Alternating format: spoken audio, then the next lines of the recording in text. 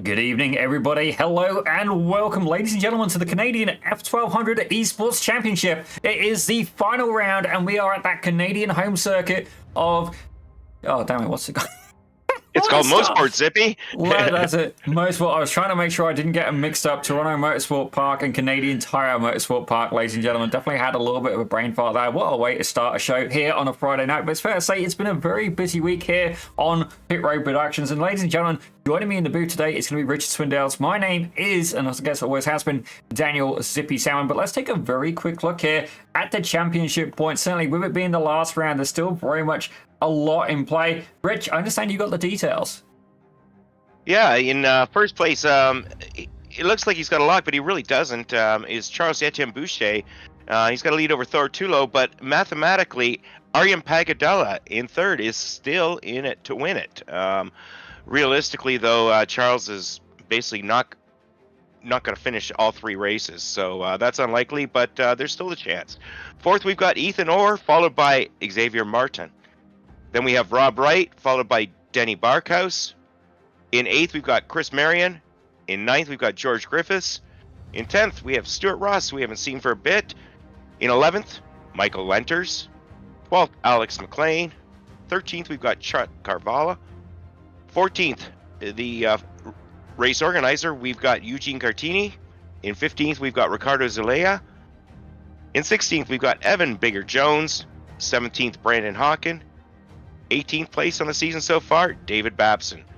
And in 19th, we've got Sam Bilo. 20th, Anaf Sharia. And then rounding out the season standings, we've got Keith Stein in 21st, Tony Shen in 22nd, and Rob Murray in 23rd. Well, ladies and gentlemen, what an absolutely fantastic turn of events this has been. And I've got to say, Brandon Hawken was the winner of the first season of the Canadian F1200 Championship. I actually saw him in an official race this week, and put it bluntly, he handed my ass to me on a silver platter, ladies and gentlemen. Absolutely insane drive. But we're going to take a quick peek here, actually, at some of the drivers who are currently out on some laps. Actually, but before we do, Richard, let's get some of your thoughts here on how you would approach handling Motorsport.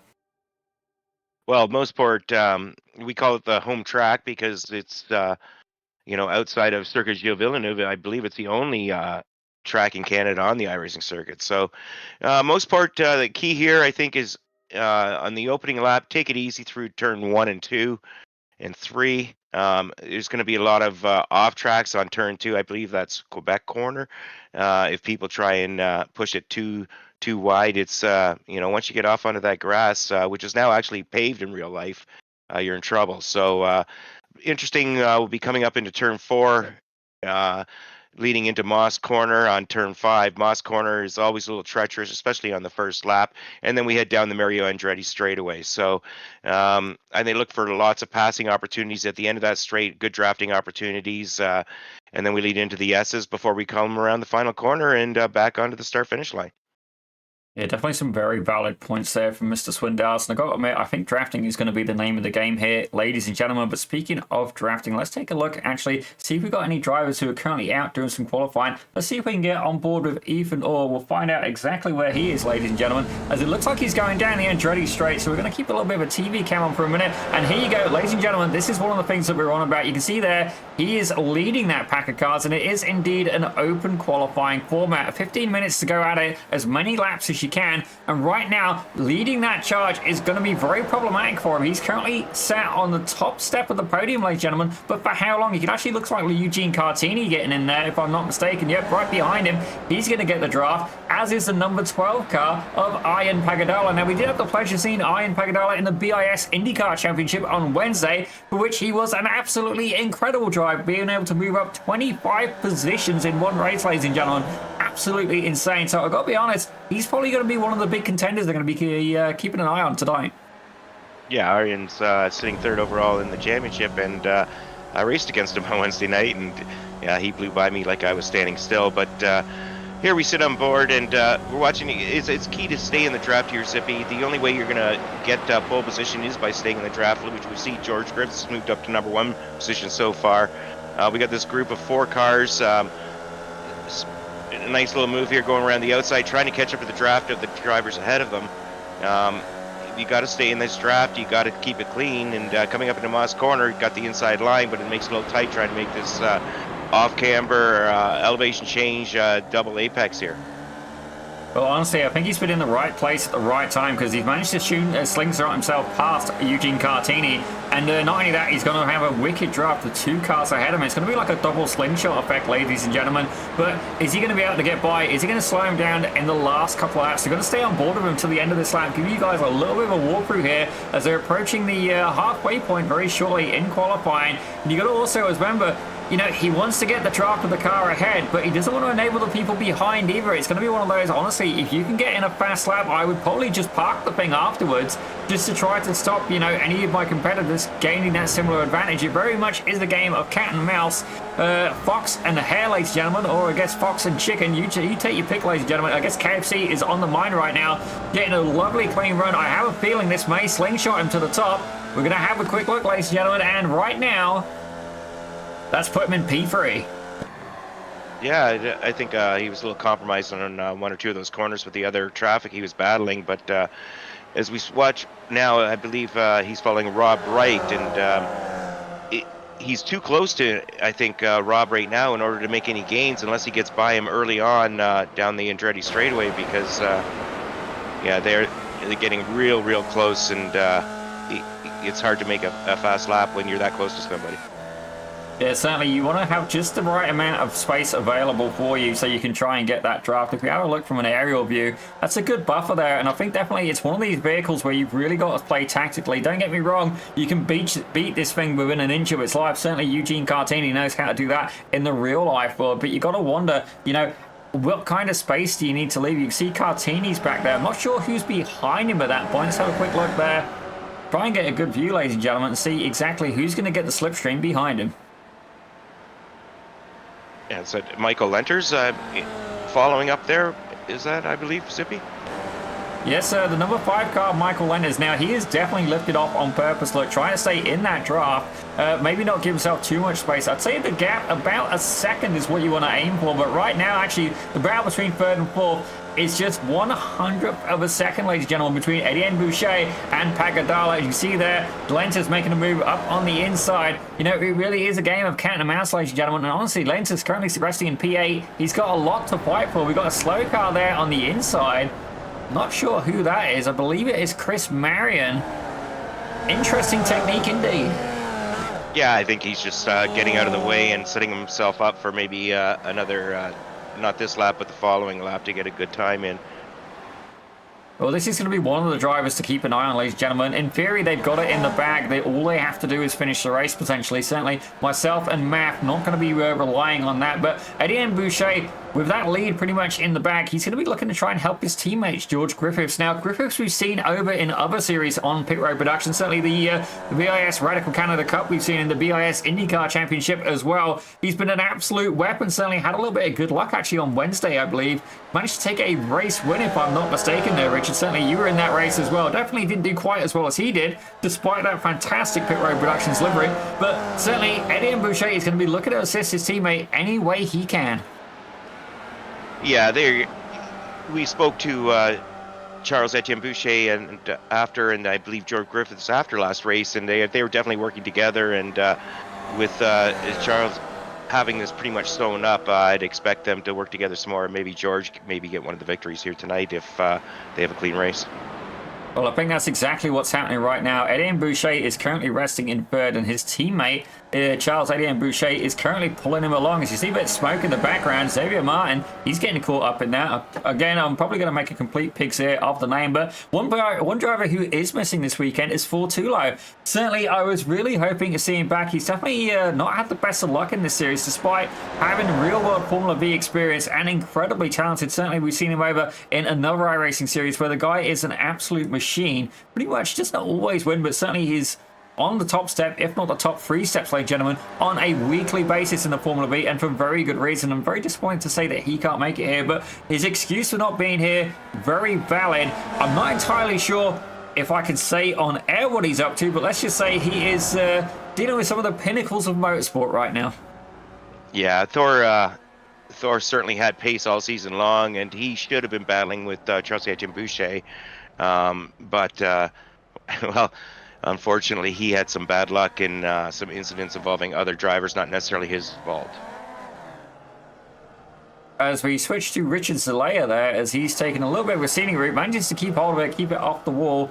I say that's probably going to abort his lap though. Let's take a look at this gentleman here, because there's almost like a little bit of a pit party going on, and if they want to try and improve on lap time, they're going to have to get a move on and get it done. And I think Xavier Martin has been very smart in his approach right now. He's got one of the F1200 cars ahead of him and looking to try and use that slipstream, but right behind him, yeah, it's George Griffiths already and Boucher. I'll tell you in a second here. So Etienne Boucher is ahead, excuse me, and George Griffiths is, excuse me again, I got hiccups. That's just absolutely fantastic timing. Isn't that great, Zippy? Yeah. That's okay. Then we don't have to listen to you, so we'll have to listen to me, I guess, for a couple of minutes. As we watch them coming into Moss Corner, the most treacherous part of this whole circuit. Oh man, going for a little ride. There we go. Here we come, exiting Moss Corner up the Andretti straightaway. Cars aren't really drafting together here, it doesn't look like. So nobody's obviously on a hot lap. They're just biding their time, it looks like. Otherwise, you'd expect to see following nose to tail, and they're just not doing that right now, Zippy. I think they may be intentionally trying to leave the appropriate amount of space. I'm going to say they probably want about a second gap, maybe a little bit more, maybe a little bit less. It's hard to really call it at this point. It depends where you are on the track, but certainly the draft is a very potent enemy and a very potent friend in these cars. Certainly, you know, it's I'm trying to make it the best way to describe it. It's kind of like having the devil on one shoulder and the angel on another. And certainly I don't think I fit in either of those categories, ladies and gentlemen. Certainly not wearing this outfit. But you can see there, these guys pretty evenly spaced as they're going down for turn one. This will likely be one of the last laps these guys will get in, running about a minute 40. It's going to be right on the wire. They may be able to squeeze one more lap in afterwards. It does depend on if the qualifying has a hard cut-off or if it lets the qualifying overrun to the next lap. But you're going to see there, Xavier Martin in a very good technical position there, as long as he can stay with the car ahead of Etienne Boucher. If he can do that, he can capitalize on it and potentially sling a sharp up from 7th, maybe up into one of the top steps of the podium. Yeah, right now, we're still sitting with George Griffiths in first, Ethan Orr in second, and Charles Etienne Boucher in third, but they're definitely looking to move up throughout the pack here. We'll take a look at Charles Etienne Boucher going through Moss Corner, but right behind him, we've got people lined up and queued up and drafting, and they're hoping to make an improvement. Let's see what happens this lap, Zippy. Well, certainly, I'm looking forward to seeing how the qualifying times are going to go. It looks like Rob Wright's just set a personal best there, so he's currently resting, actually in P6 today. 2900 iRacing, so definitely one of the more potent drivers among the grid. Actually, Charles Etienne Boucher, 6638 Formula iRacing. That's definitely potent, ladies and gentlemen. That's a little bit more than a hot pepper. That is fair to say. It's a Vindaloo, and it's going to be a whole roll toilet paper kind of endeavor if you're looking at it on the spice index. But certainly, you know what, he's going to really going to be very conscious of his teammate behind, and I do wonder where we're going to see this guy go. The number 13 car, has he been able to capitalize on that opportunity, and then is he going to pull over to stop the people ahead of him on the standings from benefit from that draft? And yes, he has indeed moved up now to 4th place, and if I was him, honestly, I think I would probably be ducking out of the way. Well, he's got lots of time to do it. I think a good place to do that would be right at the exit of Moss Corner and just pull off at the Andretti straightaway and let those guys go have at it. But it's going to be hard to improve sitting where he is right now, so 4th is a good starting spot. But certainly 4th is yep, and it's a hard cut-off, ladies and gentlemen, and that is going to bring us over to the grid. Let's take a look. Richard, I believe you got the honors. I believe I do too, Zippy.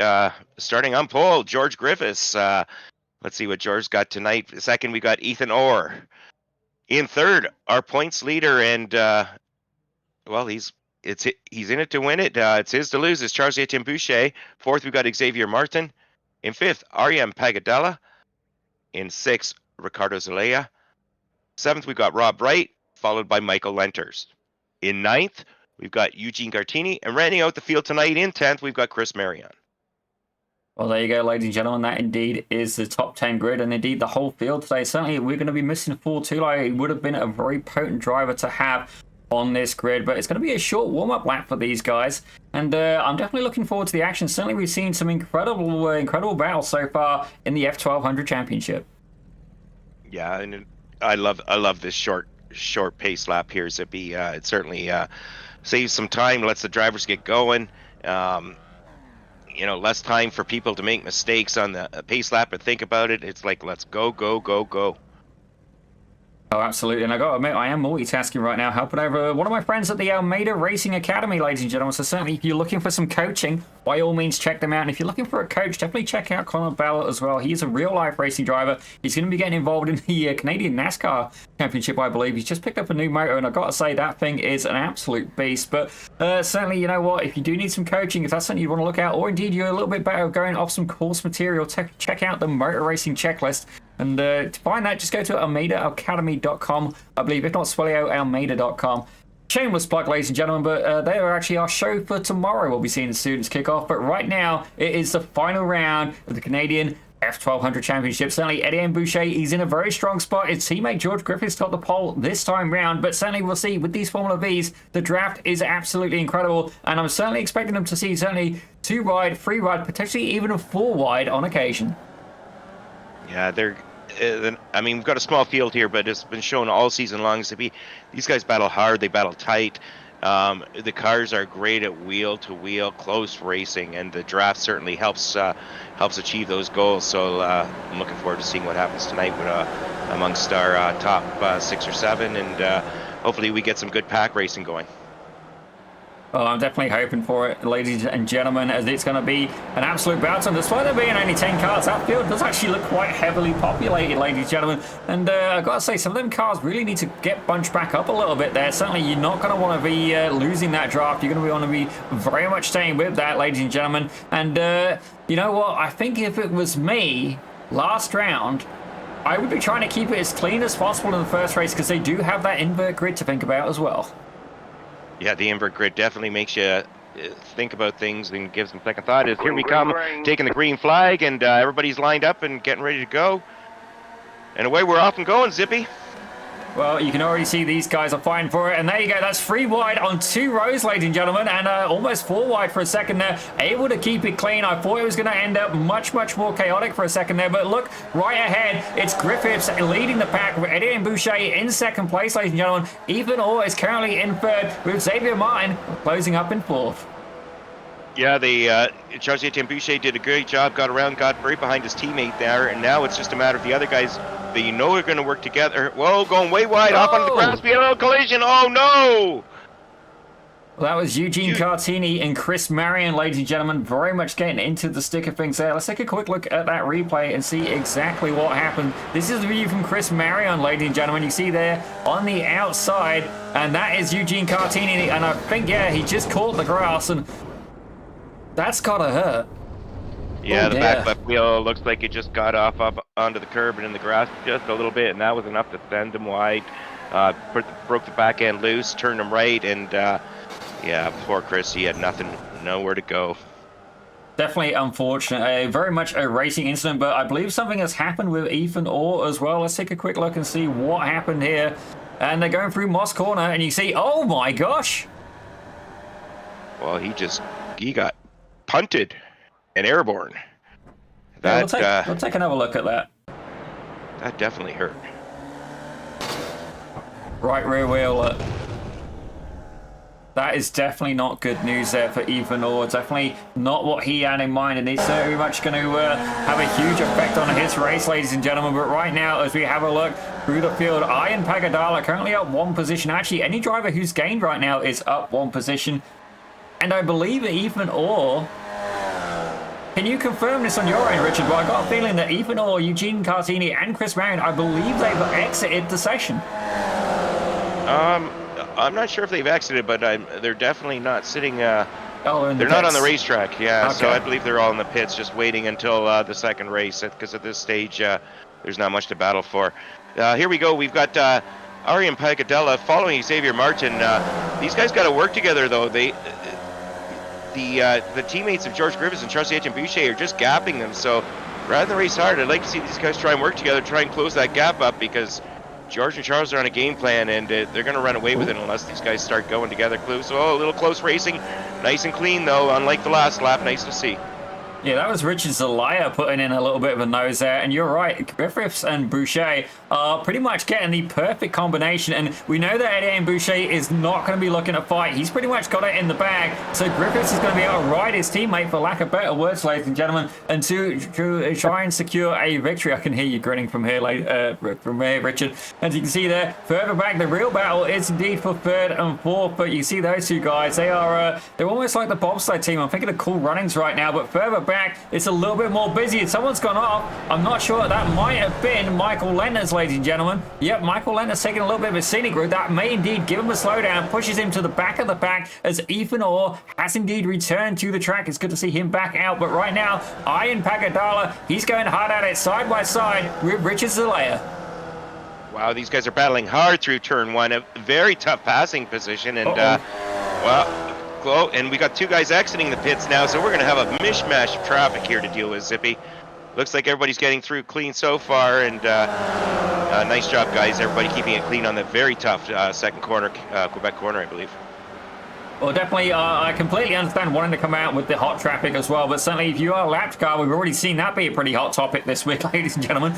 Two drivers I can think of potentially getting a little bit of a coaching moment there in another series that we are part of, but you can see here Richard Zelaya and Xavier Martin are absolutely going for it side by side, and Ian Pagadala, we've seen great attrition from this driver so far, the Indian driver, ladies and gentlemen, and it's fair to say he exactly knows what he's doing. Very potent, he's around 2350 IR, so it's not one of the higher numbers we've seen, but certainly a very respectable digit indeed. And right now, I think he's playing the cool game. But as I say that, incredible slipstream, but he's boxed in. He's got nowhere to go. And he's actually trying to bump draft the car ahead of him. That is incredibly brave or incredibly foolish.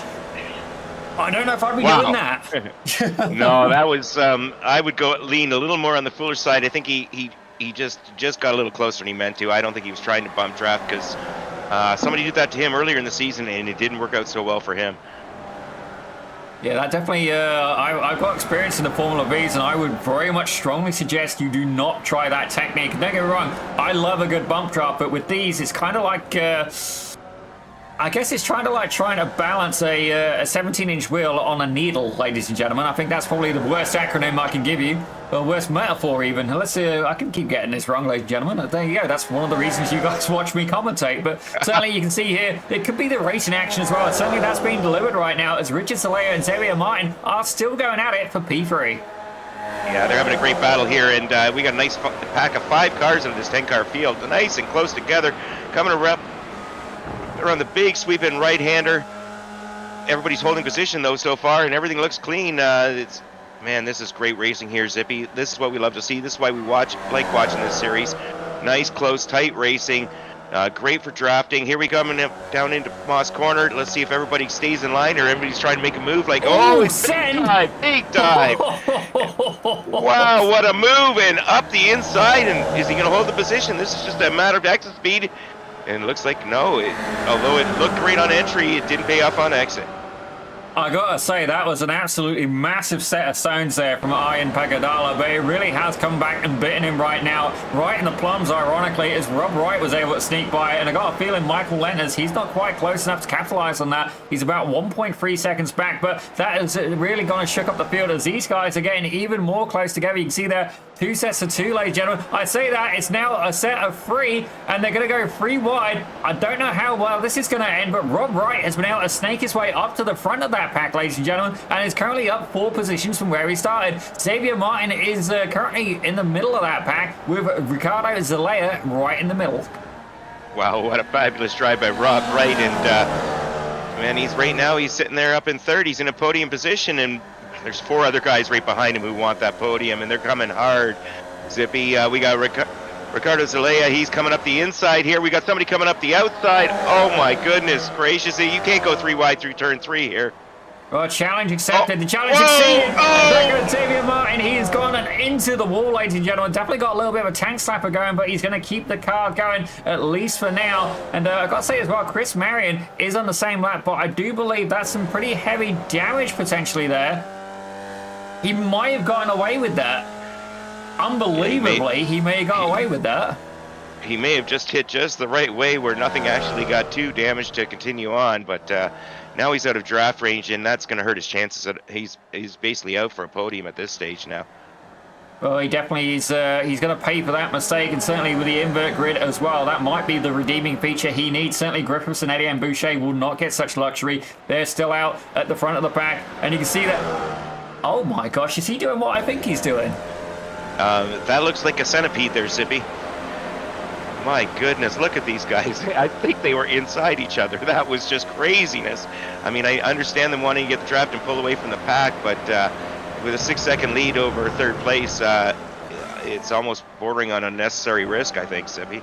At this point, I feel they're just showboating, and I gotta say, I want to take a closer look at that at some point. We'll see if they do it again, but right now we're going to focus on the action, and it is indeed the battle for third place, the final podium spot with Rob Wright currently leading that charge. Richard Delay is looking to try and make a move as they're heading down towards turn one, and you see there, he's put a nose out, ladies and gentlemen. He's going to have the inside line, but can he hold it? Certainly for how long? Rob Wright gets hung out to dry as Michael Lenders makes his way through as well. Yeah, Michael Lenders, who had that little excursion a couple laps ago, is right back in this battle. He's coming up, and he's just running around the outside. Sitting in fourth place, it looks like we're going to have another battle here, and Rob Wright taking that position back, but we're coming up. Now he's got the inside, so they're just going to be switch swapping. I think as these next couple of laps go between positions, it's a matter of who's going to be there at the end. Well, I can let you know that Xavier Martin has indeed gone in the pits right now, so he's got to keep an eye on Ethan Orr as well. Although it's further back for 7th place, Ethan Orr's going to want to keep going. That may indeed be a little bit of a points advantage he really needs if he can get ahead and move up one place. But you can see here, the battle continues as they go through Moss Corner. It's a double apex right-hander, some elevation change as well, and you really got to focus on the exit speed. But as we have a look there, Ian Pagadala is at the back of that pack, and I believe that's Chris Marion there. He's tagged on as well. So while he's on a different lap, not able to compete, he's still having a good race nonetheless. Yeah, Chris is out there turning some laps. I mean, everybody's getting points today, so he's still battling and trying to make sure he stays ahead of Eugene, and maybe has a chance to catch up to Xavier Martin if things go well for him. Here we go, though. We've got, man, that's, wow. I don't know what happened there, Zippy. I don't know where somebody got hit or we had a hardware malfunction, but Michael Lenters on his roof looked like he went right, then he went left, and then he went airborne. Yeah, let's take it. Oh, it looks like he may have got tagged once on the right side and then once on the left side, and that's I want to see that again. See, I think he got tagged there. Can we maybe see the car behind him, Zippy, if that's possible? Sure. So who would have been behind him? I believe, Ethan Orr would have been behind him. That's Rob Wright, actually. Hang on a second there. Yeah, it was the car on the other lane. I think that there may have been some contact right. Oh, no, there was no contact. As far as I have a feeling he may have had a hardware failure there. I'm not quite sure entirely what happened to Michael Lenders, but it's fair to say it definitely hurt, ladies and gentlemen. But that's good news for a couple of these drivers as the battle continues. And Chris Marion there, he is lap traffic. He's going to be very aware of that. At least I hope so, because right now Richard Zelaya is leading that charge. He's there, Ian Pagadala behind him, and Rob Wright, and then Chris Marion is tagging on for the fun of it as well. But certainly we've seen 1, 2, 3 drivers now getting caught up in incidents. Actually, 5 drivers getting caught up in incidents as Xavier Martin was indeed pipped past the post. Ethan Orr has managed to get ahead, ladies and gentlemen, so that has moved him actually up into P6 now with Michael Lenders taking damage as well. Eugene Cartini and Chris Marion, I still believe, are running. Yeah, we've got 3 cars battling here, looking for that final podium spot. Everything's looking good now, but they keep eliminating 1 or 2 each lap, and we're running out of laps. I think we only got 2 or 3 more to go, so it's time to keep it clean and also make a push if you can. Well, I got to give a shout out to the chat. They're having a little bit of a roasting section right now. Talent, which I lack tremendously, is how Richard M describes what the guys at the front have been doing. Certainly, I explained that I have no idea how they got away with that. And then Richard M with the car parked there, and Alexandra Gagne finding that absolutely hilarious. I got to admit, fair play. It's definitely one of the most popular zingers right now. I actually remember one of my streamer buddies, he's got somebody in his community that makes frequent use of that right now. But certainly, as we look at this battle for the third place spot, Rob Wright doing a very good job. He's managed to slingshot himself back up to the lead, but Richard Zelaya very much keeping him honest. And that is one of the things I love about the Formula Vee, ladies and gentlemen. There is quite a big iRating gap between both of these drivers. 2903 versus 1574. Rob Wright almost doubled the I rating, but don't get me wrong, not everybody does officials, but not only that, the Formula Vee being so dependent on draft, it's almost like a little bit of a handicap, ladies and gentlemen. If you want to pull away, you have to pull out some absolutely mind-blowing driving, and certainly that makes it a lot more easier for some of the other drivers to be able to compete with the high-ticket drivers on the iRacing service. Oh, that's for sure. I rating is just one stat, but the bigger stat is where do you finish? And right now we've got Richard Zelaya making a move, and you see if he's got enough to get past Rob Wright. Looks like he's got the move done so far, but they've still got to come into that big sweeping right-hander leading into the S as the end of the straightaway. Meanwhile, we've got Arjen Pagadella not happy to be sitting in 5th. We're running out of laps here. He's got to start making a push soon if he wants to get up on that podium. At this point, I think he's sitting back very intentionally, ladies and gentlemen. I think there's a tactical play going on, unless he pretty much has to force a pass because the opportunity opens up right in front of him. I think he's very intentionally sitting past. As we see the white flag, ladies and gentlemen, they got one more lap to bail it out. At the front, you can see these guys are still going at it. That gap this has got to be a record, ladies and gentlemen, for the longest amount of little gap going. And I gotta say, fair play to them. They've definitely kept it honest and absolutely fantastic teamwork throughout the whole season. Definitely not the best way to get screen time, but we'll check in with them very shortly as we're looking further back now, as Richard Zelaya has managed to pull away just a little bit there. Rob Wright's been promoted down a 4th, and Arjen Pagadella, if he wants to get back up in these positions, he's gonna have to put the moves on sooner rather than later. With Chris Marion, I'm hoping he's not going to get involved in this fight. Certainly at this point, he is a lapped car. There isn't really anything he can do to help, only hinder at this point. Yeah, I think I'd expect to see Chris just hang back there and just stick close so he has a little fun. Oh, big off track here. And no, wow. Rob Wright losing it. That takes him out of the chance at the podium. And I don't know, I think Arjen was compromised on his exit, and that leaves Ricardo or Richard Zelaya to run away, and I think he's got that podium snagged now. Let's see what happens with George, though. We got George and Charles-Etienne Boucher. Is Charles going to let him have it, or is he going to push? I think it's. I think he's just letting George walk away with this one and thank him for last week or last race. Well, certainly George has got to do a lot more results in the championship point standings. Etienne Boucher, second place, and that's probably going to seal it for him. Certainly it's 100 points for a win. As you see, those guys just absolutely slam dunking it. But we're going to head back there to back because the gap has closed down. It was about 7/10 of a second, and it looked like Richard Zelaya didn't quite get the best run. Can Pagadella do it? It's going to be a drag race to the line. Incredibly close. Not quite able to get it done. Pagadella is going to have to settle before Rob Wright relegated back to 5th, and Ethan Hoare, despite that injury earlier, he manages to get 6th with Xavier Martin, Chris Marion, Eugene Cartini, and Michael Lenders all running into incidents as well. What an absolutely incredible battle, but fair play to these guys up front, George Griffiths and Etienne Boucher. Certainly the two highest I-rating drivers in the split, and I honestly wish that Fortulo had been here to really give them a challenge. Yeah, it would have been nice to see, but yeah, that does solidify and cement Charles-Etienne Boucher. He is unofficially the series champion, and congratulations to him. That seals the deal. He's got enough points now that nobody can catch him. Well, ladies and gentlemen, I did actually do... Oh, boink. That one was intentional.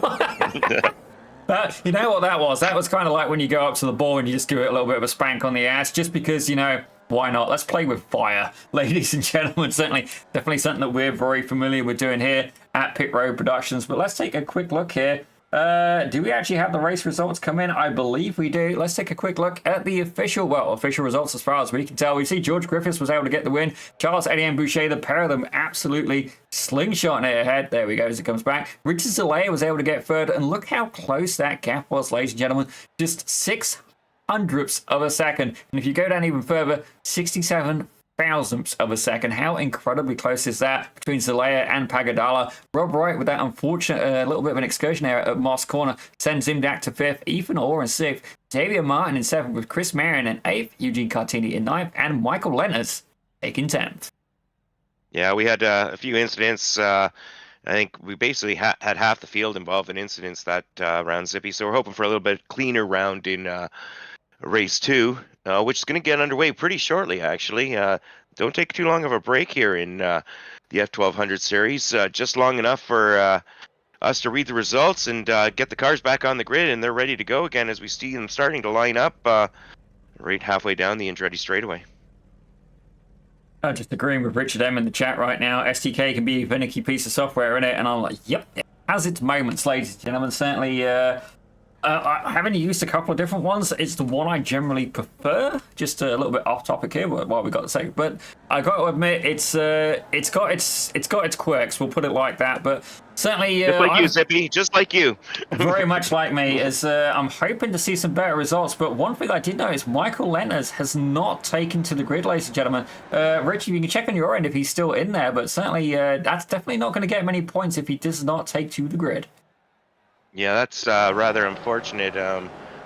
I don't see him on the track. I'm not sure if he's doing a pit lane start. Oh, he looks like he may have disconnected and reconnected. I'm not sure. We'll have to see if he's taking a pit lane start and he just was a little late. Had to take a quick break. We'll find out in a minute. Well, certainly, that's definitely not going to be the start he was looking for, and I almost wish that somebody he'd been able to tip somebody off and maybe ask them to hold the grid for him. That would have been a little bit of a creature comfort there to do. As you can see there, these guys are going to be back starting again, ladies and gentlemen. The invert grid not kicking in yet, or I'm getting confused on which series we were actually running today, but George Griffiths is going to be slam dunked in a position to go and get another win, ladies and gentlemen, but is he going to have some more competition from the guys behind him? Richard Zelaya and Ian Pagadala already going side by side. Rob Wright's in there as well, taking the inside line right now, but I've got to wonder, is anybody going to be able to contest the number 25 and the number 89?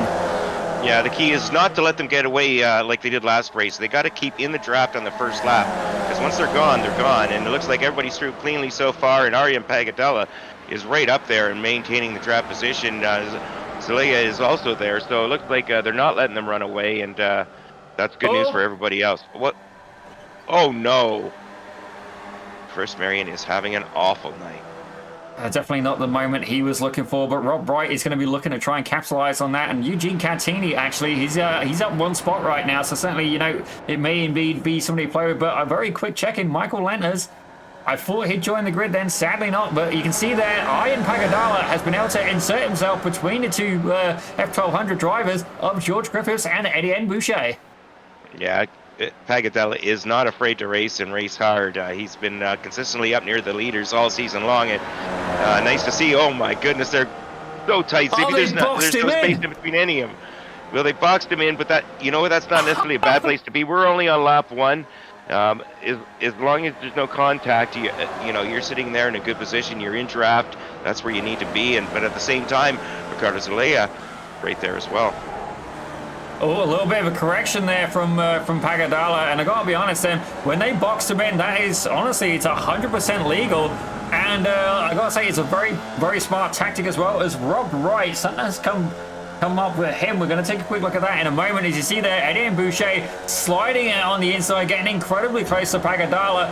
Is he going to be able to do anything with that? Because right now he's got the drift. And Pagadala looking to make a move on the inside as they head down into turn two. 3 wide right now, and he has been able to slingshot himself up. And you can see there a little bit of an issue back there with Griffiths. He's dipping a wheel in. Etienne Boucher looking to help him, but Richard Zelaya trying to absolutely capitalize on that mistake.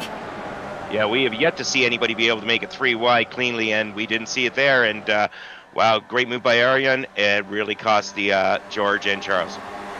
Well, certainly, Ian Pagadala, he's going to want to be trying and keep that car clean and try and keep it ahead, but breaking the draft has proved to be an absolutely impossible task. Certainly, Brandon Hawken couldn't do it, and that looked incredibly close there from Griffiths. I almost wonder if he was touching. It was close enough. They could have reached out and touched the exhaust pipe, but right now, Pagadala is in a very vulnerable position. He has 2 teammates behind him. They've got a draft, and it's almost like having a little bit of DRS. Yeah, I'd expect to see this thing, as long as they stay in draft, I expect to see positions change every single lap at the end of this straightaway. There's a big train going on by, and Aryan's sitting now. He was in first, now he's all the way back to 4th, but here we go. We're coming up towards the S's, and are they going to go 3 wide, Zippy? At least 2 wide anyways. Well, you got to wonder as well, like, the 2 teammates out in front, you almost want to make yourself some friends before starting this race, because realistically, it is those 2 versus the rest, as that is incredibly close there from Pagadala. I thought there was going to be contact.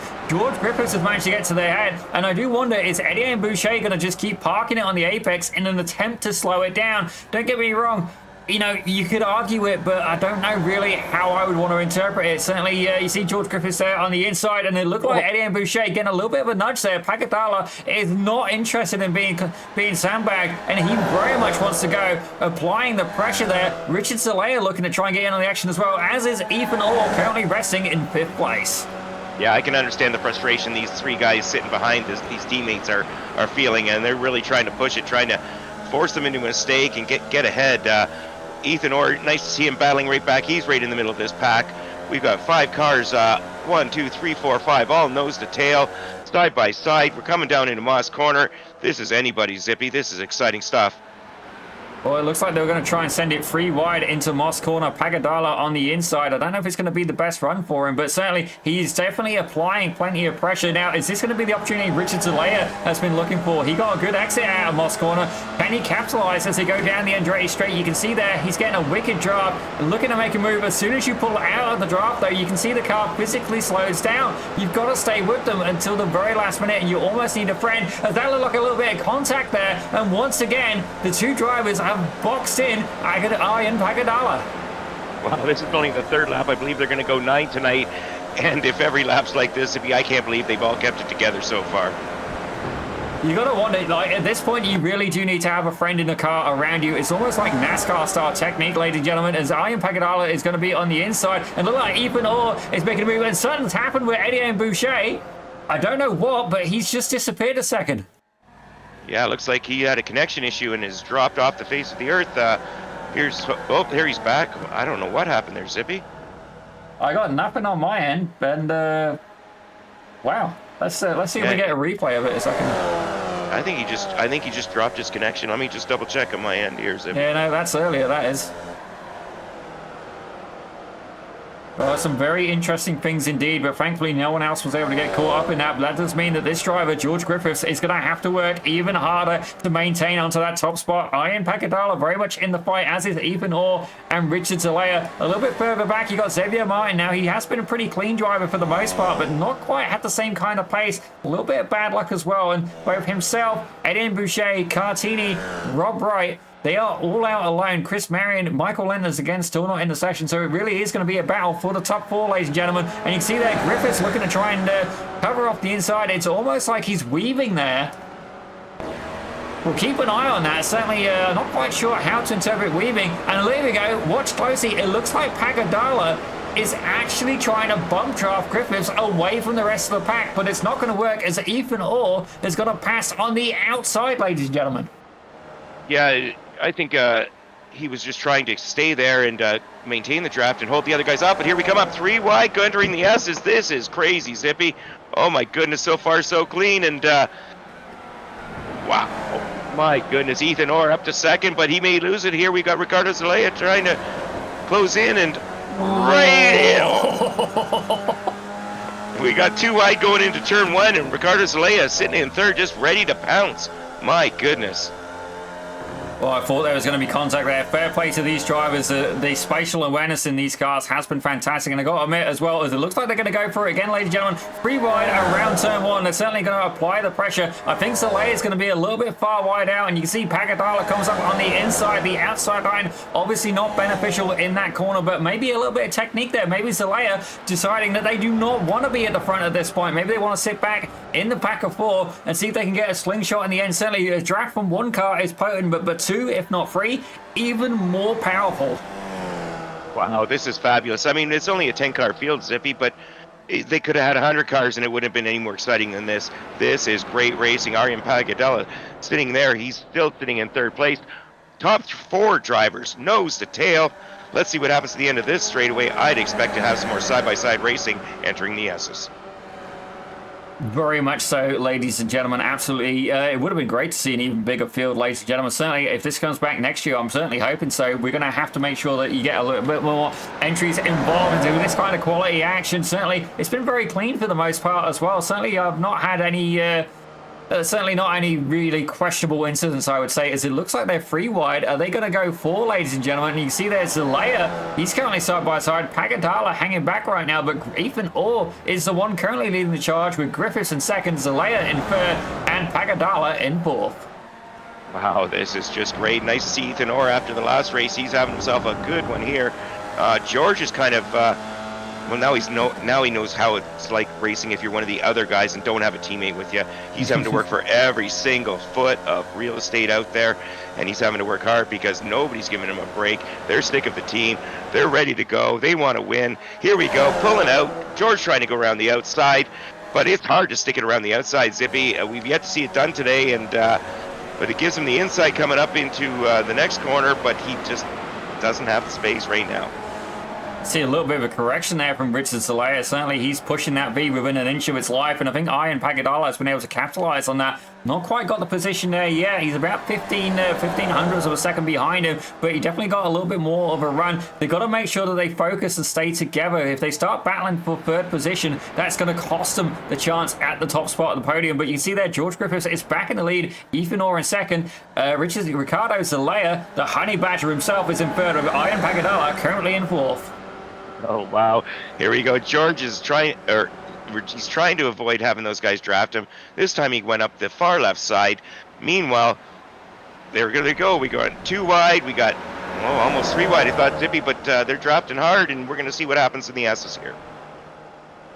Absolutely incredible stuff, ladies and gentlemen. Certainly, again, a huge thank you to joining us here on Pit Road Productions. It's great having some people here in the chat, but the battle continues between George Griffiths and Ricardo Zelaya, as it looks like Ethan Orr is going to try and capitalize on that. And you can see there, Pagadala, I think, very much holding back intentionally, as Zelaya almost touching there. The incredible closeness of these Formula V's, and it's fair to say it's not quite paid off for him, as Ethan Orr slingshots himself back into second place. We've got about 5 laps to go, ladies and gentlemen. Still a lot of action to occur. I think it's only 2 laps or so, Zippy, or maybe I'm wrong, but let's see what happens anyway. Maybe. We got them going 1, 2, 3, 4. We're coming up into the big left-hander. Nose to tail this time.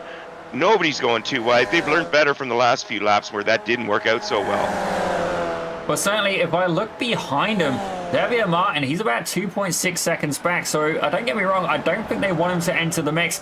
Charles-Étienne Boucher has almost got into slipstream range. He's about a second behind, ladies and gentlemen. Just a little bit of extra information there, but certainly not yet able to get it done. If he wants to catch this pack, he's going to need a little bit more than a magic hat and a rabbit, ladies and gentlemen. And certainly if he's got a horse, maybe a few more horsepower would help, as I see a little bit of a lock up there from Griffiths as they head down into Moss Corner. Yeah, I think Charles-Étienne Boucher is going to need a little nitrous bottle there to assist him to catch up to those guys at this stage. But meanwhile, we've got the leaders going 1, 2, 3, 4. This, and George, like always, he's moving out of the draft, trying to break the draft, but Ethan Orr's having none of it. He's going up the inside. Ricardo Zelaya right behind him. Let's see what goes on. Ian Pagadala, count him out yet. He's sitting in fourth, nice and tight. Well, ladies and gentlemen, absolutely incredible action as we continue here. Just a couple of laps to go. Incredible battling. Certainly some good sportsmanship as well. And I do wonder when these guys are going to start fighting. I do wonder, I'm not entirely sure, but can you imagine the difference it would have if all of a sudden you got bonus points for leading a lap? Can you imagine how much more fighting that would incur? Oh, no, we've had enough fighting already, Zippy. I don't need any more. My heart is old, and it can only take so much. Here we go again. Looks like we've got 2 laps to go. And whoa, up on the curb, but everything's clean so far. George Griffiths maintaining the lead. Ethan Orr going up the inside this time. Oh, my goodness, they're going too wide. Ian Pagadala trying to take advantage, going up the inside on Ricardo Zelaya, and let's see if he makes this stick. Oh, incredible battle and action there. As right now, George Griffiths is still in the head, but I believe he's just locked up again, ladies and gentlemen. Certainly working the brake pedal like he doesn't own it. And certainly if he manages to get that second place position, there is a subsidized test session for second and third available. And definitely, why not? It's not your car. Lock up the tires. But you didn't hear me. You didn't hear me say that, Eugene. And if not, nothing drives like a rental car, ladies and gentlemen. Thank you to Hertz for providing that opportunity. Not that I'm biased anyway, ladies and gentlemen. So anyway, different story for that one. But right now, George Griffiths is currently ahead by about 0.2 of a second. Ricardo Zelaya, he's looking to try and apply some pressure as well. As who's that now? We're going to play a little bit of Cucaracha as they go down the straight. And I believe Griffiths may have lifted out of the stream, trying to break that action. Wow, and Ethan Orr's tight in the inside. Ricardo Zelaya going up the outside. Ethan Orr sitting there. Oh, we got very close race coming up, entering the S's. Oh my goodness, 3 cars, 2 wide, 2 lanes. Everybody's going hard. We're running out of laps. We're coming up, I think, but we may see Barney on this one, Zippy. And if we do, everybody's going for it. Nobody's holding back now. Well, you can see there, it looks like went a little bit wide, and indeed Barney is waving the white flag. Ladies and gentlemen, it's time to take the gloves off. Adrian Boucher has managed to get his way past Xavier Martin. I do wonder if those guys can indeed fight back. Xavier Martin dropping back a little bit now. Certainly, he's not going to be able to do anything, but the gap between the battle has indeed fallen. It was about 2.7 seconds before. It's down to 2.2. If there's just another couple laps in it, Adrian Boucher may have been able to get himself back into the mix, but right now the battle is going side by side for the lead. It's Griffiths and Ethan Orr.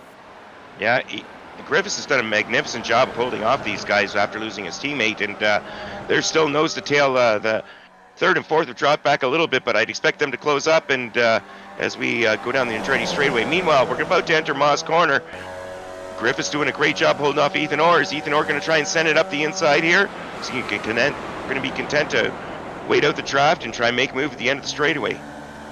Well, certainly he's going to really have to use this slipstream. If we have a look behind him, Pagadala was indeed able to close up on that. So he's got to wonder, what I would do is get back in the gap behind Griffiths, but I think he's a bit wary too, in case Pagadala pops out and pretty much boxes him in, slingshotting himself fast. And you can see that Ethan Orr going for a very wide line right now. Pagadala going for the stream, and he's going to go smack bang in the middle. Zalea's at the back of that pack. Are we going to see four wide? It certainly looks like it's going to go in that direction, ladies and gentlemen. You can see above, the door has been shut. Formation flying in the Formula Vee, and that is Ian Pagadala taking the lead right now. Ethan Orr on the outside, George Griffiths on the inside as they're going to switch around. Ethan Orr almost having contact, but Pagadala looks like he's got it. Griffiths is going to be in second, but for how long? Ethan Orr slides a little bit wide, and that's exactly what Zelaya needed. And yes, ladies and gentlemen, Pagadala gets it. Wow, what a masterclass and an exhibition of driving by Aryan Pagadala. I think that was the first time he led all race. Zippy was at the checker flag. He was content to hang there in fourth for most of the race, but he made the move when it counted, and a couple of guys having some fun at the end there and celebrating their rental cars with the way you celebrate returning the rental car. Oh, very much so, and definitely we've seen some interesting antics. I did hear about, I managed to get a 6.2 engine swap, and it cost me $60. Ladies and gentlemen, I'll let you work out how that occurred, but I'll give you a subtle clue. U-Haul. Ladies and gentlemen, not that we encourage such behaviours, but for the opportunistic members of the audience, certainly, that has been done, and definitely not suggesting I would do it, but hey, if you get away with it, that's on you, ladies and gentlemen. But what an absolutely incredible race, ladies and gentlemen. We're going to see the results come through in just a moment. Actually got a couple of cars yet still to cross the finish line as Rob Wright limping his way back. Well, I'll see if I can find what actually happened to Rob Wright earlier on. He certainly had a little bit of an incident. Let's take a very quick peek. Sorry, Rob, just to see exactly what happened. Oh, there it is. Yeah, just got a little bit of oversteer. Unfortunate for Rob, and once you're that far back, there's nothing you can do. These cars are so close and so competitive. Well, I believe Chris Marion's actually still on it. Yep, there you go. He's crossing the line, hoping for a little bit better luck for him in the final race of the evening, and indeed the final race of the championship, ladies and gentlemen, as the results have finally come through. Yeah, in first place, Aryan Pagadella with a fantastic finish. Actually, a fantastic finish from all our drivers here. George Griffiths led most of that race, finished second. Ricardo Zelaya, third. Ethan Orr. Unfortunately, somebody had to miss the podium, and that was Ethan tonight. Then we had Xavier Martin, Charles Etienne Boucher. In seventh, we had Eugene Cartini, followed by Rob Wright and Chris Marianne. Michael Lenters didn't take the start. Well, ladies and gentlemen, I have a feeling he has indeed returned. I'm getting a little bit of a... it does tell me that he's returned, ladies and gentlemen. We're going to double check that right now, but I believe he has indeed. Yeah, ladies and gentlemen, the return of Michael Lenters. Great to see him back out on track, but right now they are currently in a warm-up, ladies and gentlemen. So while they are doing that, ladies and gentlemen, let's keep a little bit of appreciation there for the people in chat. Thanks very much for joining us. Ryan, welcome back, buddy. Welcome back. Certainly Monday nights are going to be a little bit quiet for now, but we are working on something to go in that spot, whether that be a league or maybe a little bit different kind of content for you. It could be not a league per se, but something a little bit out there as well. Certainly nothing that we've done on Pit Road Productions before, so keep your eyes peeled for Monday nights. And this is going to be the last round of Friday nights as well, so certainly, ladies and gentlemen, if you are at home and you want to get your league broadcast, by all means, send us a message, put a comment on the chat. By all means, just send us an email, pitroadproductionsinc@gmail.com. We'd love to have a chat with you and see what we can do to meet your broadcasting needs. Certainly, if you want the most professional broadcast, yeah, I don't know if that's us, but certainly for us, you know, we like to have a lot of fun in the booth and we like to give you a good bit of banter. So certainly, if you want a little bit of spice with the sugar, definitely hit us up. But these guys currently out on warm-up. Michael Lenter's getting a little bit more familiar, while my kind colleague is currently replenishing his camel sack and getting himself a drink. Well, the camel sack is full, Zippy. Not a bad We're idea, ready. actually. We're ready for round 3. The only problem with filling up the camel sack is this camel sack eventually empties itself, and well, you know how that goes. But anyhow, this has been fantastic racing. If it's your first time out here watching us tonight, welcome, and we're glad you're here.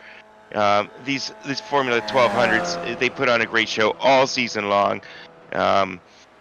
Thanks a lot, Eugene, for organizing this and giving us the opportunity to broadcast for you and your racers. And man, the racers have put on a good show, and we've enjoyed it thoroughly. It's been a fantastic season of racing, good, close, hard racing. I mean, look at that last race, Zippy. We had 4 cars battling nose to tail all the way to the checkered flag. What more could you ask for? I mean, honestly, for me, like, the Formula Vee is often kind of, you know, shrugged off by a lot of iRacers, and I honestly think they're a little bit foolish to do so because it does provide some absolutely fantastic racing action. And for me, don't get me wrong, you know, a lot of people, they want to drive stuff like the hypercars and like the GT3 is very popular, but to reach the limits of grip, the skill level, the threshold just goes even higher. And I find the Formula Vee, don't get me wrong, you've got to focus a lot on momentum, but there's a lot more technique and a lot more tactics involved in that. Don't get me wrong, everything's happening at a bit slower speed. But for me, it's a car that's going to make you a better driver, ladies and gentlemen. The GT3s and stuff like that, a little bit more forgiving in some ways. And for me, that would make the Formula Vee some of the best iRacing has to offer. Certainly, I've took part in Formula Vee leagues. I broadcast Formula Vee leagues, and they deliver on every avenue. Yeah, I've raced in a summer Formula Vee league as well, Zippy, and loved every minute of it. And to be honest with you, if you hadn't asked me to broadcast this, I probably would have entered it because this looks like a ton of fun. I mean, I don't know if I'd be competitive, but I'd sure give it a go. Yeah, you and me both, actually, Richard. Certainly, it was one of those I did think about, you know, get you and Rob to do it. And I think I would have been able to hang with this grid. Certainly, I've got experience in the V. I've got some podiums in some leagues in the V against people that are definitely a higher I rating than myself. And I'm also in Canada, ladies and gentlemen, both me and Richard. So certainly next year, we're probably going to not tell Rob and put him in the commentary booth, and we'll find a commentator, go over and see if we can get Reese Gardner back for that one. He's in Australia, so he won't be able to collect. That's fair to say, ladies and gentlemen. And yeah, we just won't tell Rob that we're going to do that. I'm sure he won't mind. You know, he'll want something a little bit more modern, I imagine, and despite the fact his senior age. we'll sucker him in, even though he's much closer to Motorsport than you are, and or TMP for that matter. But I'm closer to both than either of you. So, hey, that's my prize to win, Zippy. Not if I've got anything to do about it there. Certainly myself and Richard have competed against each other in the past, and I don't think he's beat me yet on points. Certainly, I've got a feeling he'll know off the top of his head. But that pretty much brings warm-up to a close, ladies and gentlemen. How convenient is that? Yes, we better get out of here before the BS meter gets too high, Zippy. So we're on to the final race of the season, and let's hope we have another one to finish that was just like the last one we had, because my goodness, we couldn't have hoped for much more. The only thing different here is I think Charles-Etienne Boucher is hoping to have a strong finish and not have whatever happened to him happen again. And it's nice to see Michael Lenter's back out. Well, here is the grid. I'm getting confused, ladies and gentlemen. There is no invert grid. for the Canadian F1200 eSports Championship. But what there is Ian Pagadala on the front row alongside George Griffiths, Ricardo Zelaya. My apologies to Honey Badger himself. He's going to be in third with Ethan Orr alongside in fourth. David Martin will take fifth with Charles-Étienne Boucher surprisingly far back. But don't get me wrong, with the cars regrouped, I have a feeling he's going to slingshot his way through the field in sixth with Eugene Cartini taking eighth. Actually, Rob Wright's now appeared. He's in seventh. Eugene Cartini in eighth with Michael Lentz in ninth and Chris Marion in 10th. Well, everybody's getting ready on their warming up their tires. People are getting real serious now. I didn't see that on the first couple of races there, Zippy. So, wow, Michael Lenter's really working those tires hard. He's got 10 positions he wants, or 9 positions he wants to make up. So, well, let's see what happens here. We got Charles-Étienne Boucher once again. He's unofficially our series champion. But it looks like Ariane Pagadella is going to be our runner-up based on what's happened here, and Ethan Orr is probably going to get third with Thor Tulo not coming.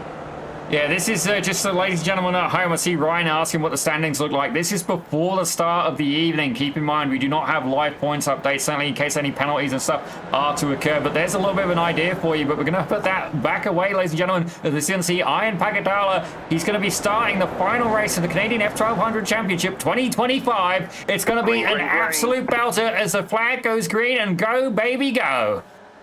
Yeah, Ariane getting off to a great start. George Griffiths tucked up in behind, and it looks like he's great move by Ariane. Great start. Looks like everybody's getting away through here. We got a couple going too wide, but for the most part, everybody's trying to get in line, and we're a little off onto the grass, but that is okay. Everybody's going straight forward, and wow.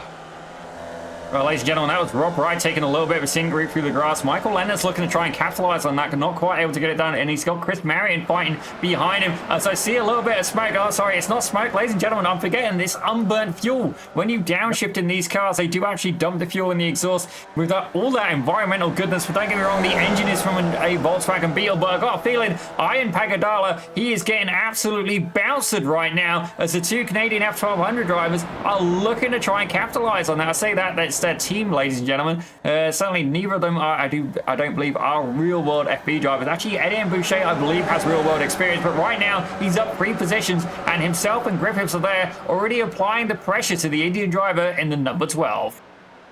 Yeah, they're applying the pressure, but Ariane, great job on the opening first few corners, just hanging right in there, keeping his nose in it, not letting them get by. There's not much you can do on the straightaway, though. I think he's content now is just to make sure he maintains the draft and keeps going. Meanwhile, we got Ethan Orr following them closely in fourth. Really, the race isn't won or lost in the first couple of laps, as we've seen. It's going to come down to laps 8 and 9 here.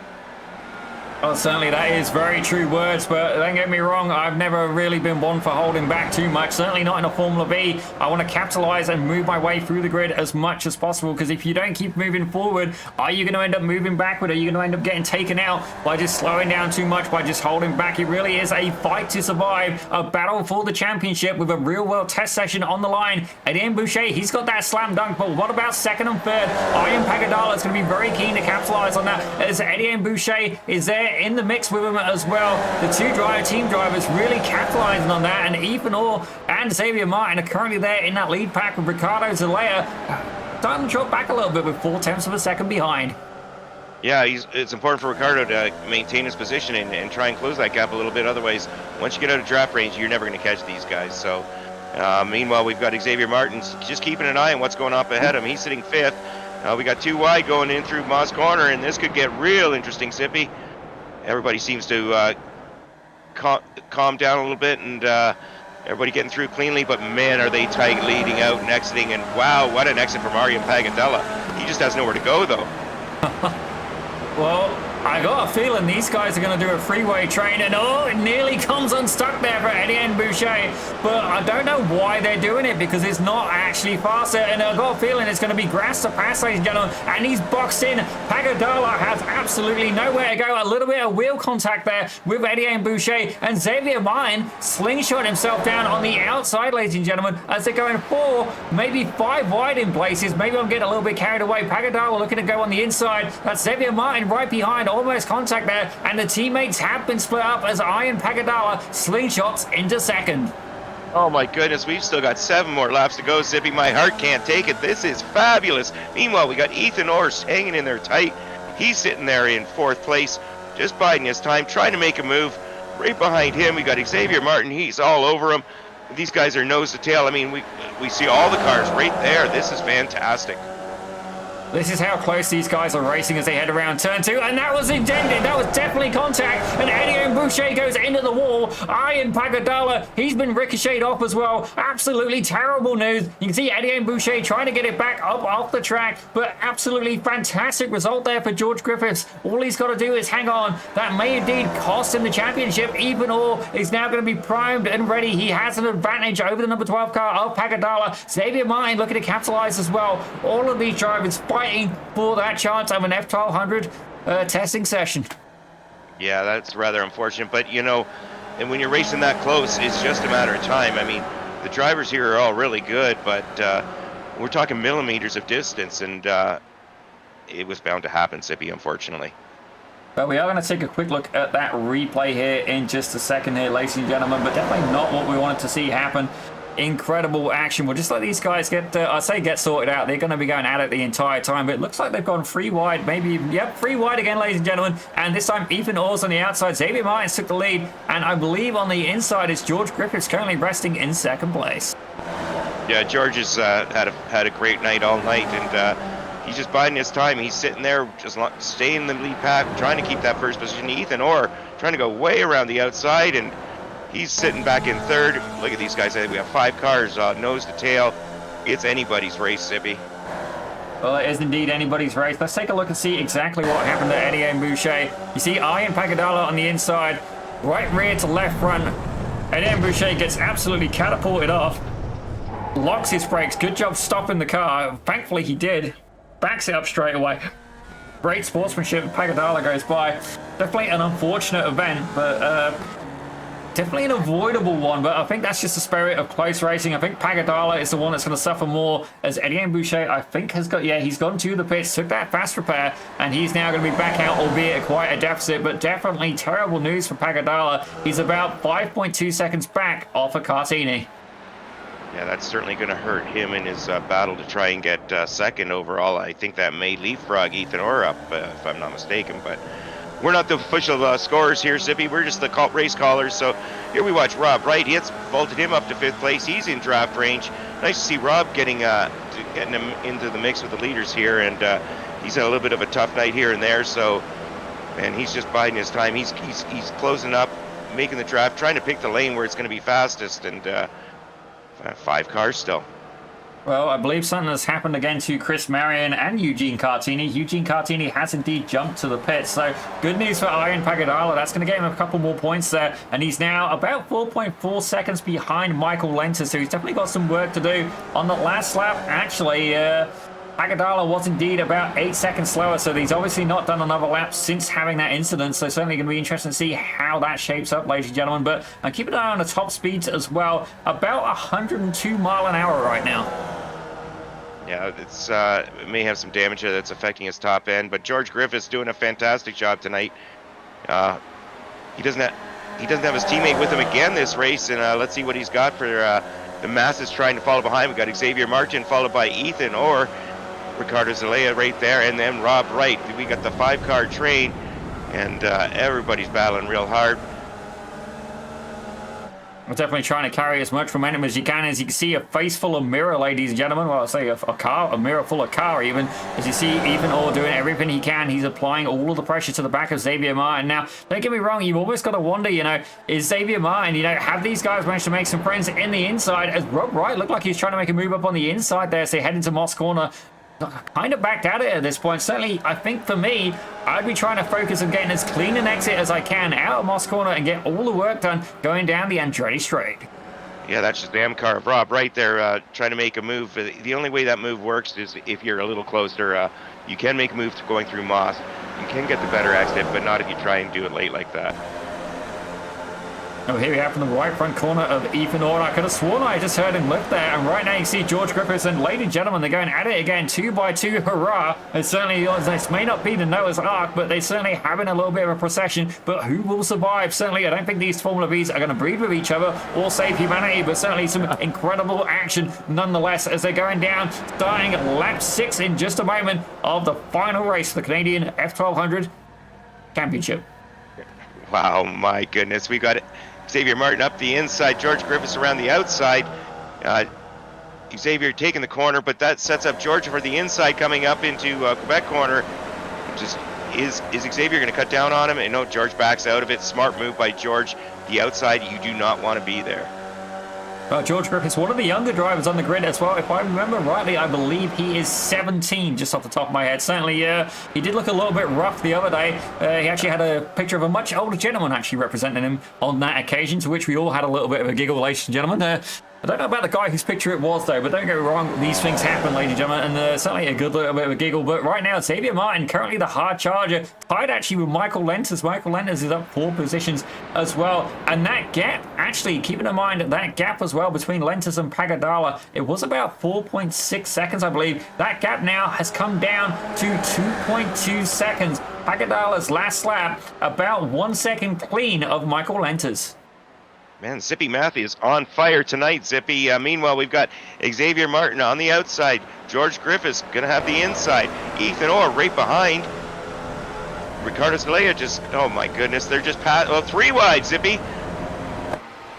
Well, I got a feeling this may indeed end badly if it was any other drivers in the cockpit. Certainly with Swindells in it would have indeed become Formula Vee bowling, ladies and gentlemen. Coming to a Nintendo Switch near you, I'm sure, at some point soon. But right now, Xavier Martin getting caught out by the draft, able to get a little bit there on the inside of Ethan Orr. And I got to say, these drivers actually not being too defensive there. I think they're kind of at the point where they're not really elbowing out fully. They're just trying to capitalize and, give each other opportunities to try and make the pass rather than fight a pass occurring. Seems to be like a very high-speed game of leapfrog, ladies and gentlemen, but frankly, most of the cars keeping all 4 wheels on the asphalt at all times. Yeah, they're just starting lap 7 here, Zippy, so no sense getting too defensive because all that's going to do is, it's going to increase your odds of an incident, and there's still 2 3/4 laps to go to decide this race, and it's not going to be decided right now. Just make sure you're right there. Make the moves where you can. Meanwhile, Rob Wright still having a great race, up 3 positions, hanging tight, making sure he's keeping in the draft with these leaders up ahead of him, not letting them get ahead of him. And good job, Rob. Nice racing here tonight.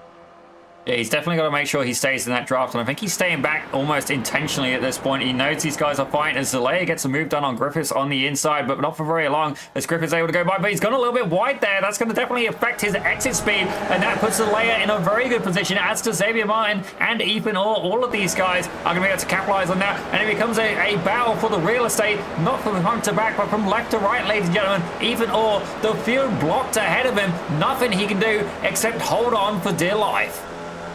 Yeah, everybody stalled out because they had to pull out early on that draft just with that bad exit by George Griffiths. We got 2 wide, 3 wide coming up into the S's. They're still hanging it out. It looks like Xavier Martin's going to let off a little bit, and George Griffiths, despite that poor exit, maintains his lead.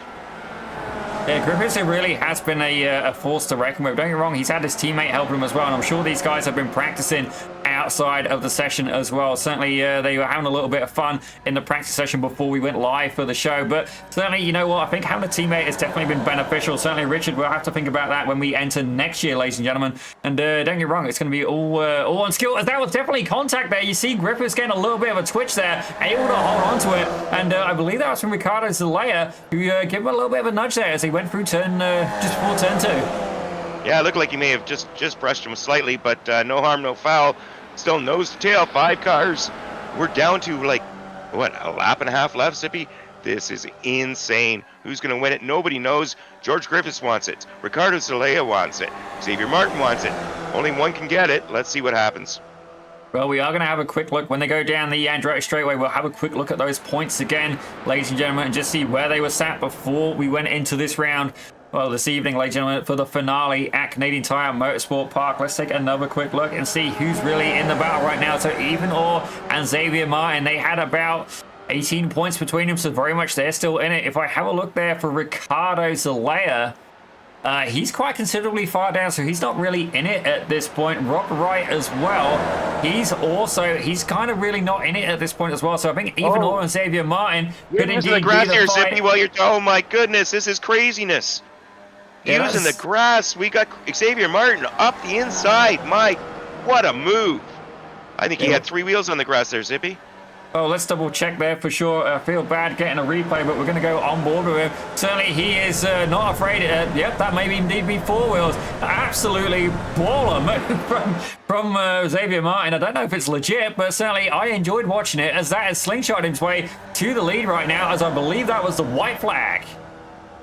Yeah, Barney's waved the white flag for the last time this season, and no! That's the layer. Ricardo Zelaya. Terrible news for Zelaya, and George Griffiths getting caught up in that as well. He's alongside Ethan Orr, and it looks like exactly what Xavier Martin was needing. He's got 6 steps of the lead right now, but for how long? Certainly he needs to be able to pull away before the Andretti straightaway, and I don't think he's going to be able to get to. Ethan Orr still very much in the fight. George Griffiths is in there as well, as is Rob Wright. He's not really in the running for the championship point at this side, but certainly he's going to fight. Ian Pagadala did make it past Michael Lenters just a moment ago as well, so interesting battles here happening for the Canadian F1200 Championship. Yeah, Ethan Orr struggling in. George Griffith, great move down the inside on Moss Corner. George looks like, but George does not get the exit. Ethan Orr does. Meanwhile, all this battling is helping Xavier's cause. Xavier not having to take the grass this time. These guys going 2 by 2. It's just a matter of will here, Zippy. It's just a matter of will. I think Xavier's in a good position right now.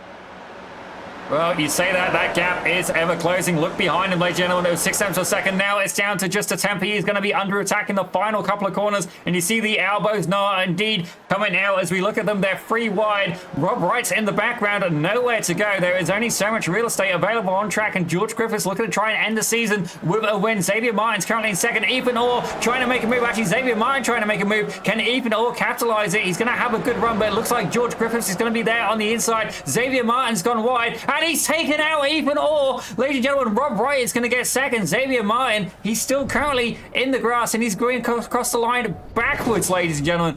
Actually, has he? I don't think he's crossed the line. Did he get there?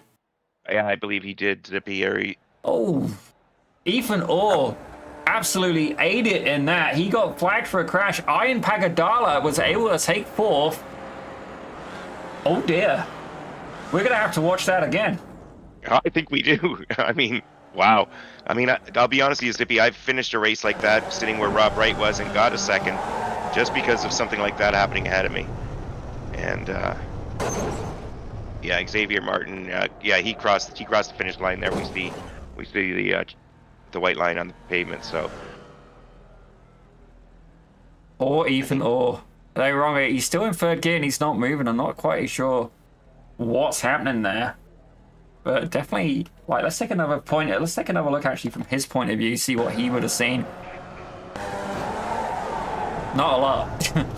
We'll try again. We want to go back. Let's have a look from Ian Pagadala actually, because we'll see he's side by side with Michael Lenters right now, and he's going to come around the corner and see this accident ahead. So there's Ethan Orr in the middle of the track. The accident's already happened, not moving. Oh, he's all up 50 feet from the finish line, unfortunately. Definitely a very colourful ending to that. Certainly, I do wonder if there's going to be a stewards involved in that. Certainly, it's a... I would say it's a racing incident. But I'm not really sure I'd want to get involved in calling it. What do you reckon, Rob? Well, you know, Xavier got himself off under the grass, stayed in it, and... tried to hold on and just broke a little loose, and well, we saw what happened. Well, definitely a very interesting climax to this championship, ladies and gentlemen. But these will be the race results, at least from what we can see for right now, as we're going to take a look. Ladies and gentlemen, George Griffiths was able to get the win in the end, with Rob Wright absolutely sneaking his way. 6 positions gained. Good job by Rob Wright in the 45.4 seconds. Xavier Martin, a little bit of a controversial 3rd, with Ian Pagadala able to sneak into 4th. Michael Lenters, good job by him, up 5 positions, able to sneak 5th. Etienne Boucher took 6th, with Ethan Orr in 7th. Certainly, I imagine he is definitely not going to be thrilled about that. And, I'll definitely, again, I don't know how to call that. I see we've got Double Apex in the chat. Be interested to know his thoughts as well. Rob Wright's in the interview booth as well. We're going to grab him in just a moment. But certainly, definitely an unfortunate person there. He was, I think he was trying to help Fortulo as well. Definitely didn't end in his favor. But Richard Zelaya, he got caught out lap before last in 8th, with Chris Marion and Eugene Cartini rounding it out in 9th, ladies and gentlemen. But I do understand we've got Rob Wright here. Richard, you've been able to catch up with him. Let's find out exactly how it went from Rob Wright's point of view. Hey, Rob, welcome. Hey. Congratulations on second there. You were in the right place. You drove a nice, clean race. You kept yourself in it, and you were there when it mattered. I was just hanging back, chilling, I guess you could say, eh?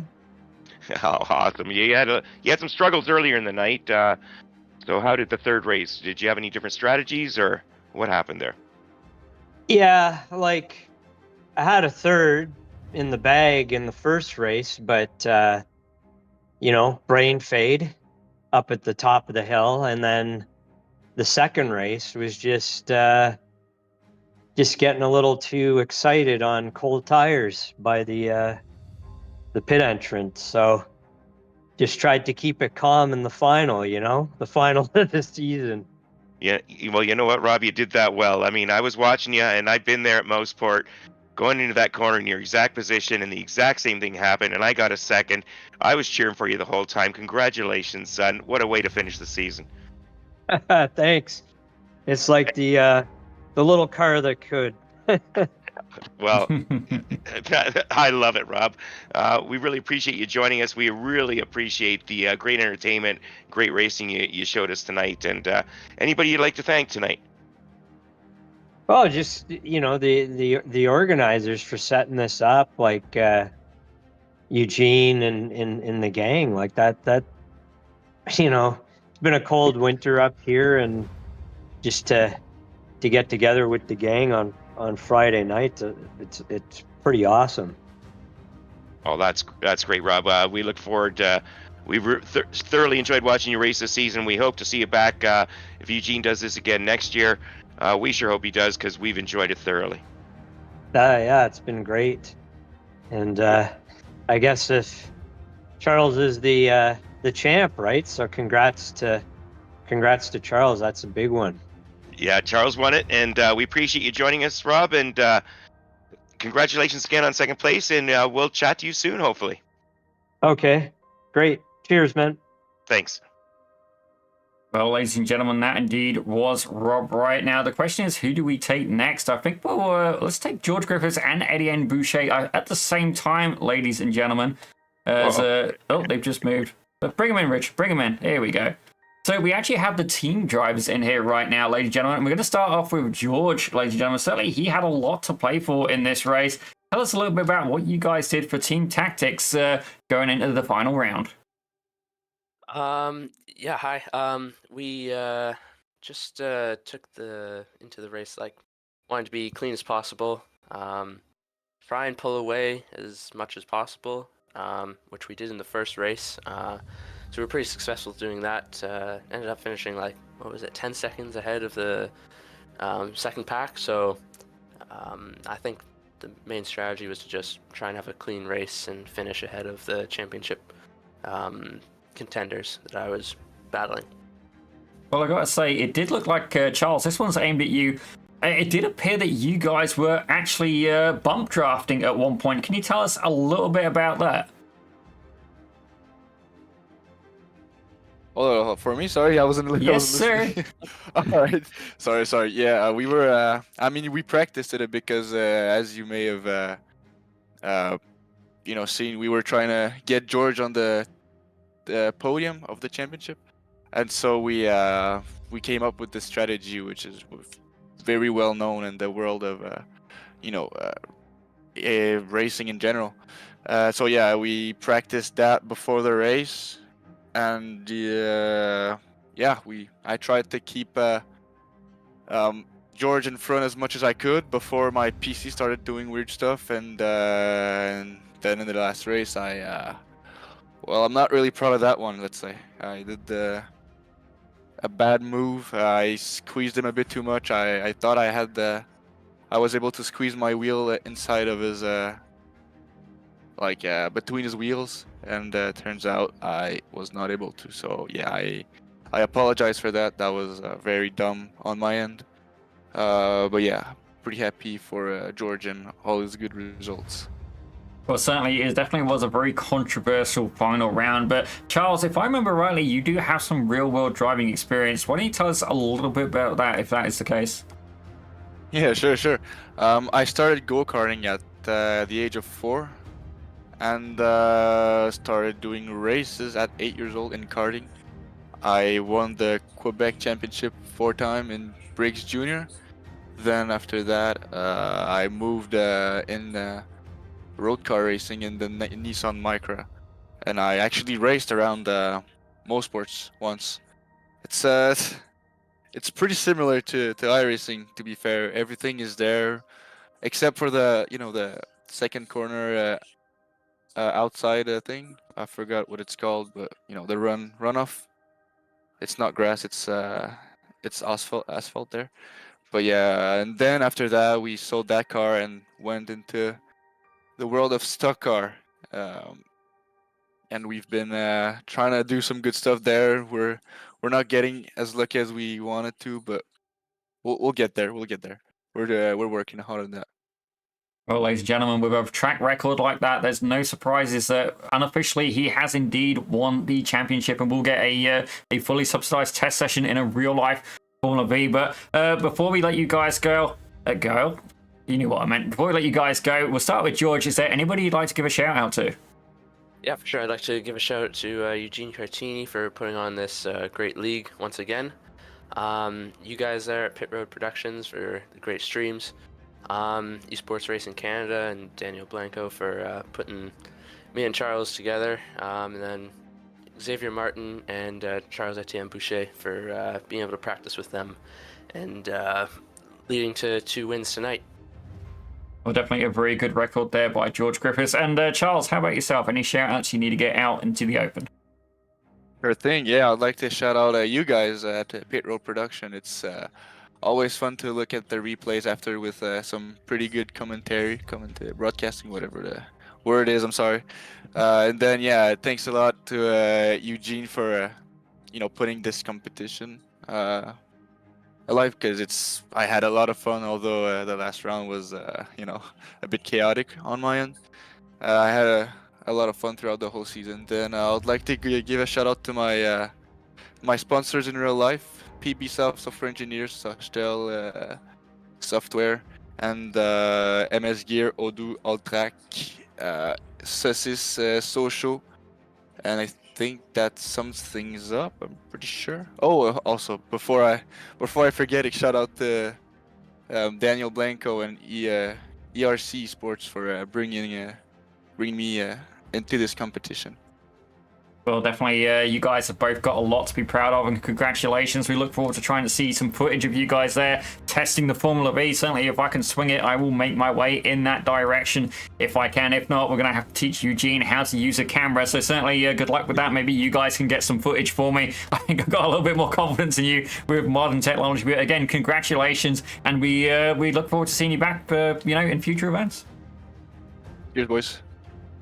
Well, ladies and gentlemen, that was Charles Etienne Boucher and George Griffiths, but we have been able to catch up with another 2 drivers. Ladies and gentlemen, we have Ethan Orr and Xavier Martin in the booth. Now, we're going to start here with Xavier Martin. Now, definitely a very controversial end for you. Tell us a little bit about what happened at the end of that race.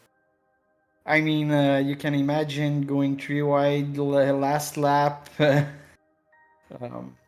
Things come at you a bit quickly, so yeah, I genuinely slipped up. I got some grass, and at that point I was like a passenger of my own car. So But definitely, we did see one of the most, for lack of better words, agricultural passes we saw throughout the whole championship, and that was indeed passing on the grass earlier on. Absolutely, for lack of better words, baller move. But Xavier, it's good to have you in here. You managed to get a P3, albeit a little bit controversially at the end of the season. Can you tell us a little bit about, how you prepared for this event?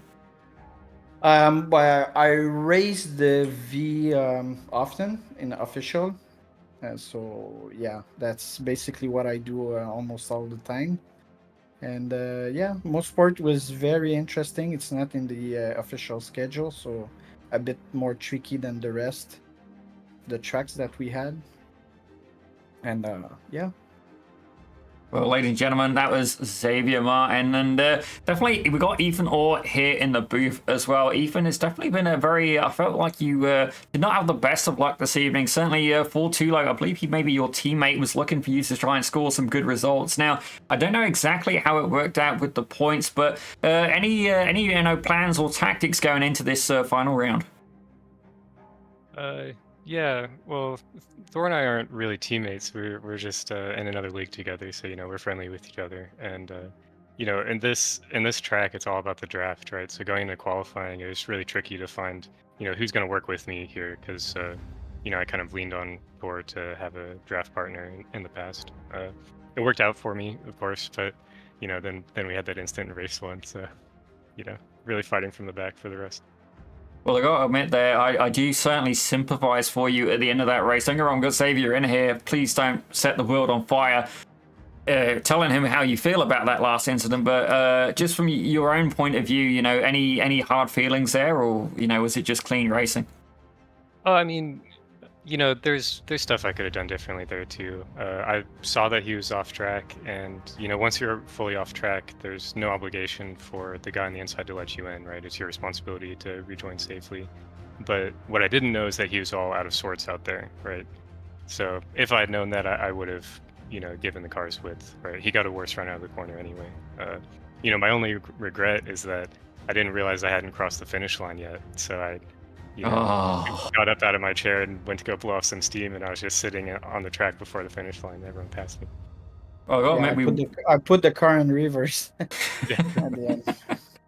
It was definitely a very unorthodox finish there for Xavier Martin in the number 13 car. But Ethan Orr, I got to say, you've had an interesting season. I have had the pleasure of racing against you. I believe we raced at Cadwell Park together. I don't know if you were there for that round. Actually, my home track. Ladies and gentlemen, I can't remember where you came. I know in the lower division, I managed to get a second place. I found out yet again that I hadn't got the win. But certainly, I can definitely respect Ethan as a driver. Certainly, he knows what he's doing in the Formula Vee.